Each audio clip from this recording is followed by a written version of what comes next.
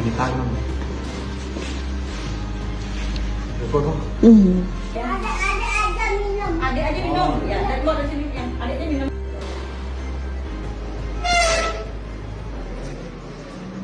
Tahukah kamu, para pasien ini mungkin terlihat biasa saja. Mereka tidak terlihat seperti orang yang sedang mengalami penyakit berat.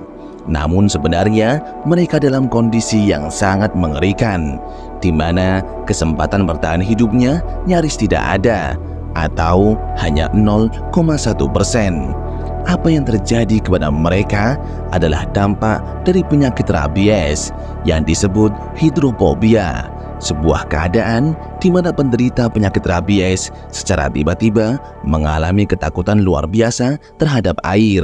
Bukan hanya air, mereka juga takut dengan angin. Hal ini terjadi karena virus rabies telah berhasil merusak berbagai sistem saraf dan otak penderitanya dan membuatnya merasa ketakutan terhadap air maupun angin. Meskipun mereka merasa haus, saat mulut mereka menyentuh air, mereka akan seketika ketakutan luar biasa. Sehingga seseorang yang telah berada pada titik ini tidak lagi bisa diselamatkan, meski mereka sekilas tidak terlihat sedang sakit parah. Rabies adalah sebuah virus yang biasanya ditularkan melalui gigitan hewan yang telah terinfeksi, seperti anjing, kucing, kelelawar, rakun, ataupun musang. Namun, bukan hanya gigitan. Virus rabies juga bisa masuk ke tubuh manusia melalui cakaran, atau bahkan jilatan hewan yang mengenai luka terbuka atau selaput lendir seperti mata dan mulut. Virus ini terdapat dalam air liur hewan yang telah terinfeksi, dan begitu masuk ke tubuh manusia, ia akan mulai merayap perlahan melalui saraf menuju otak.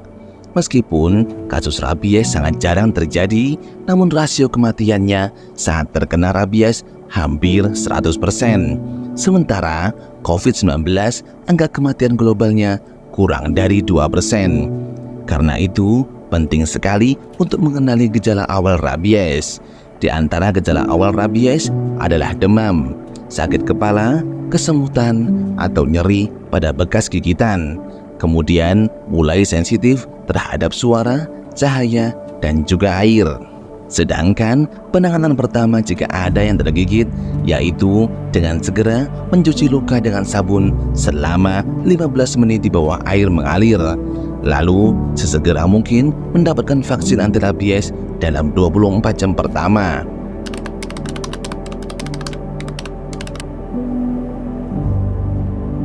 Namun, jika sudah mengalami hidrofobia, secara medis tidak ada yang bisa dilakukan selain hanya bisa pasrah dan mengharap keajaiban dari Allah Subhanahu wa Ta'ala. Kemudian, sarankan juga kepada pasien agar memperbanyak meminta ampun dan bertahlil setiap waktu. Dengan itu, semoga jika memang tidak lagi bisa tertolong, maka pasien akan meninggal dunia dengan persiapan yang lebih baik.